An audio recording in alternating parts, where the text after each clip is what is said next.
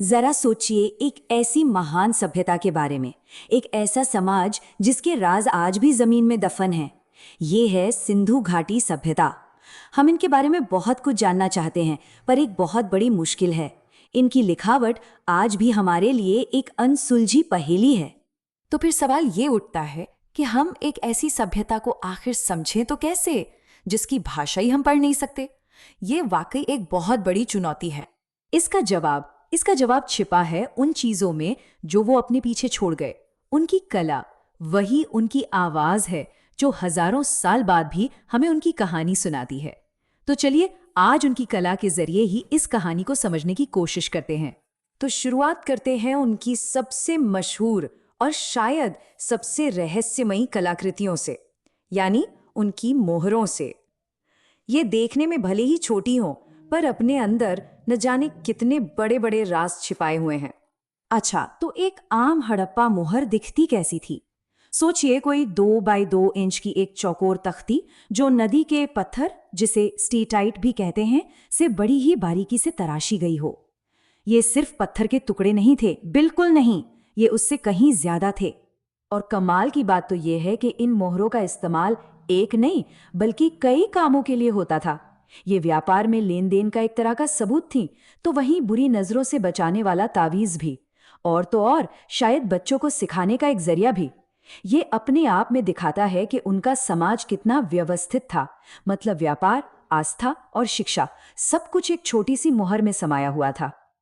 और जरा इस कलाकारी को तो देखिए, एक इतनी छोटी सी चीज पर कितनी बारीकी से काम किया गया है। ये वाकई कारीगरी का एक लाजवाब नमूना है, जैसे कि ये मशहूर हड़प्पा यूनिकॉर्न मोहर। चलिए अब मोहरों से थोड़ा आगे बढ़ते हैं। अब उन कलाकृतियों को देखते हैं जो व्यक्तिगत कलाकारी का शानदार उदाहरण है। इनसे पता चलता है कि वो पत्थर और धातु के काम में कितने माहिर थे। पत्थर की मूर्तियों में तो उन्हें जैसे महारत हासिल थी।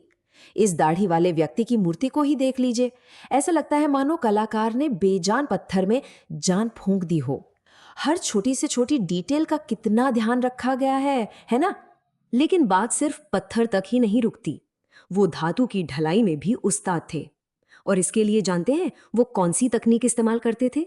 लॉस्ट वैक्स या लुप्त मोम तकनीक। ये उस जमाने के हिसाब से एक बहुत ही एडवांस्ड, एक बहुत ही परिष्कृत तकनीक थी। वाकई एक बड़ी उपलब्धि। और इसी शानदार तकनीक का नतीजा है ये कालजयी कलाकृति, मोहनजोदाड़ो की नृत्य करती लड़की। ये मूर्ति आज भी, हजारों साल बाद भी, हमें उस दौर की कला और समाज के बारे में बहुत कुछ बता जाती है। और ऐसा नहीं है कि उनकी कला सिर्फ इंसानों तक ही सीमित थी। उन्होंने जानवरों की एसेंस, उनकी आत्मा को भी अपनी कला में कैद किया।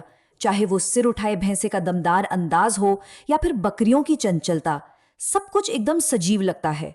अच्छा, अब बड़ी बड़ी कलाकृतियों से हटकर जरा उन चीजों पर ध्यान देते हैं जो उनकी रोजमर्रा की जिंदगी का हिस्सा थीं।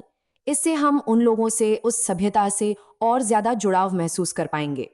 तो उनकी रोजमर्रा की कला का आधार थी टेराकोटा, यानी आग में पकाई हुई मिट्टी। इसे बनाने का तरीका भी बड़ा सरल था, जिसे पिंचिंग मेथड कहते हैं। मतलब हाथ से ही मिट्टी को आकार दिया जाता था। लेकिन इस आसान सी तकनीक से वो कमाल की चीजें बना लेते थे, जैसे कि खिलौना गाड़ियां, पहियों वाली। जरा सोचिए उस जमाने के बच्चे इन गाड़ियों से खेलते होंगे। ये छोटी छोटी चीजें हमें बताती हैं कि उनकी दुनिया में खेल कूद और रचनात्मकता के लिए भी पूरी जगह थी। मिट्टी के बर्तनों की बात करें तो वो भी दो तरह के मिलते हैं। एक तो थे सादे बर्तन जो रोज के इस्तेमाल के लिए होते थे, और दूसरे थे पेंट किए हुए बर्तन।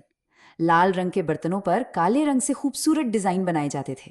ये दिखाता है कि वो जरूरत और सुंदरता दोनों का ध्यान रखते थे। और उनकी चतुराई का एक और बढ़िया उदाहरण देखिए, ये छिद्रित बर्तन। मतलब एक ऐसा बर्तन जिसके नीचे एक बड़ा छेद है और दीवारों पर छोटे छोटे छेद।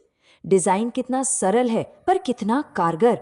माना जाता है कि इसका इस्तेमाल शायद किसी पेय को, हो सकता है शराब को, छानने के लिए किया जाता था। चलिए अब बात करते हैं कुछ और भी ज्यादा व्यक्तिगत चीजों की। ऐसी चीजें जो हमें उस दौर के लोगों के फैशन और स्टाइल के बारे में बताती हैं। जी हाँ, बिल्कुल सही सुना। हड़प्पा के लोग फैशन को लेकर काफी सजग थे। वो सिर्फ जरूरत के लिए नहीं, बल्कि सुंदर दिखने के लिए भी चीजें पहनते थे, आभूषण पहनते थे। और ये हम इतने यकीन से कैसे कह सकते हैं? क्योंकि इसके सबूत मिलते हैं उनकी कब्रों से। मृतकों को अक्सर उनके मोतियों और गहनों के साथ ही दफनाया जाता था। ये बात दिखाती है कि सुंदरता और व्यक्तिगत स्टाइल उनके लिए कितने मायने रखते थे, सिर्फ जीते जी नहीं, बल्कि शायद मृत्यु के बाद भी। तो सत्ता का प्रतीक उन मोहरों से लेकर निजी श्रृंगार के इन मनकों तक, ये सभी चीजें मिलकर उस खामोश सभ्यता की कहानी कहती हैं। ये सिर्फ बेजान वस्तुएं नहीं हैं, ये इतिहास की वो आवाज हैं जो हम आज सुन सकते हैं। और अगर उनकी कला इतनी समृद्ध और गहरी है तो ये सोचने पर मजबूर करती है कि सिंधु घाटी की सभ्यता अपने अंदर और कितने अनकहे राज छुपाए बैठी है। कितने ही ऐसे रहस्य हैं जिनके खुलने का हम आज भी इंतजार कर रहे हैं।